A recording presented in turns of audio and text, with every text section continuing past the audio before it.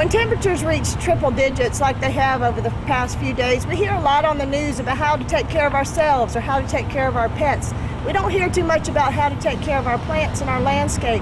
So what I'd like to mention a few tips to you about today, because just a few days of 100-degree weather can obliterate a lawn or a landscape if the plants are not already in healthy condition. Compare it to a person in a compromised position to a plant that is in a weakened state. Neither the person or the plant could survive 100-degree temperatures if they're not conditioned well or healthy going into those hot days. So let me just recommend a few things that will help your plants make it through this weather. First of all, referring to this tree over here or any trees in your landscape, try to avoid mechanical injury, which means weed eaters or lawnmowers hitting the bark around the base of the tree. If the injury to that tree is deep enough, it can cut through to the cambium layer, and the cambium layer is actually the vascular system that takes up water and nutrients to the rest of the plant. And also, those injuries to the trunk is an entry point for insect and diseases to take over the plant as well and make it an unhealthy situation there. Also, in regards to pruning either trees or shrubs, you don't want to do any type of severe pruning in this hot weather. It stresses the plant, it stimulates it to put out new growth, which would then require additional moisture, additional water, and additional nutrients for that plant to survive. So try to put off any severe pruning during the hot months. Also, if you have container gardens,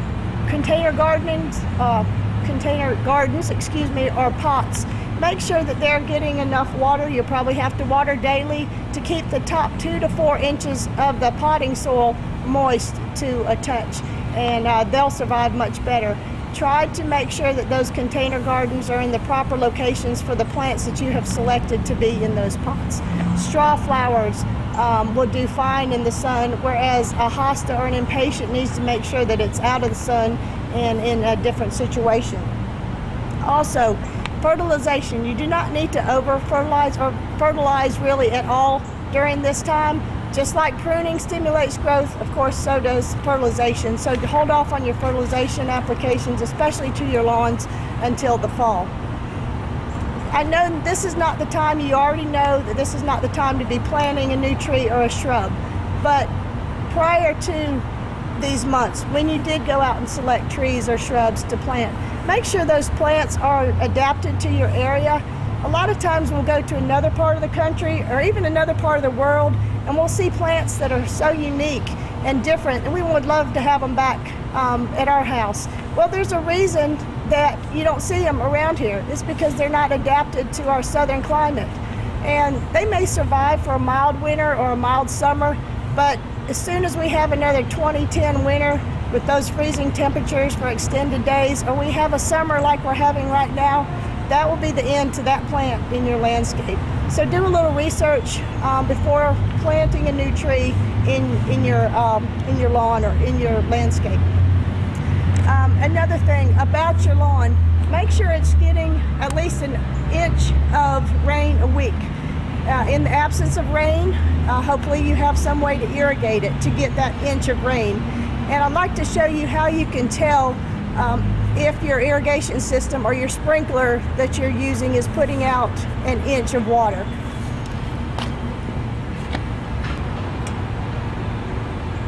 What you want to do ahead of time, of course, is start collecting your tuna or your meat cans. They're a good sized vessel to use because they're wide and they're shallow. And collect 3, 4, or 5 of these to use as your measuring vessel to collect the water. What you'll do is you're going to go out in your lawn and place these in random areas where the water reaches and will fill this container. So that's what I'm going to do right now. I'm just going to go out here in the lawn and put them in just randomly about.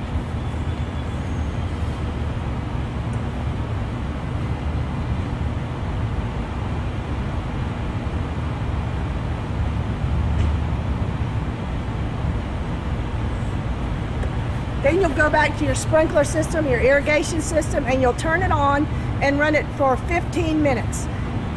the water will hopefully hit these cans and water will go into these collection devices. After 15 minutes, what you do is you'll turn it off.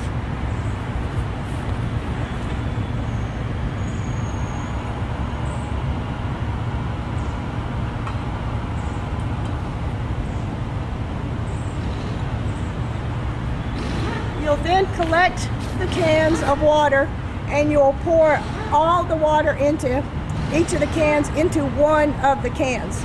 So then you have one container with water. Remember, that was for 15 minutes.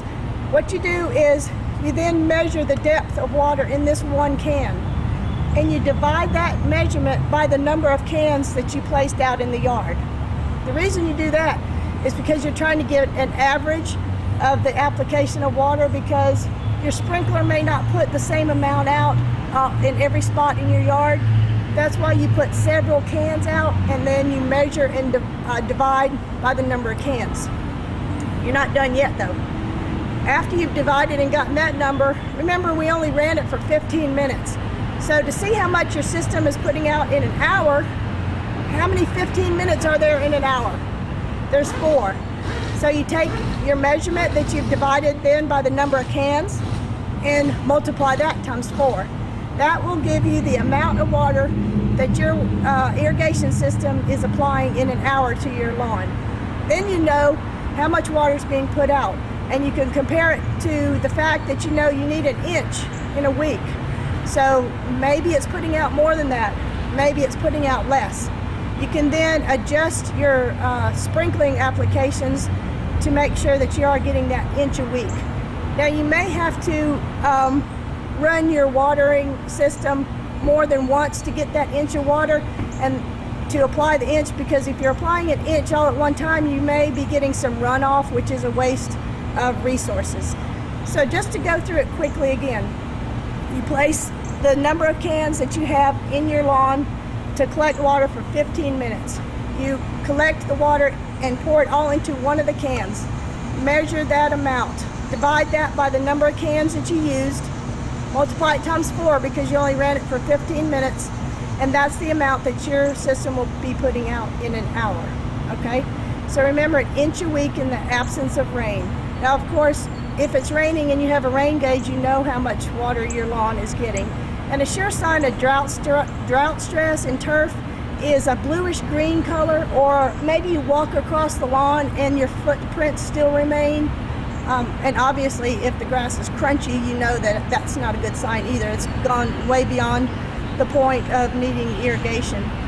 So those are all signs that your grass is stressed.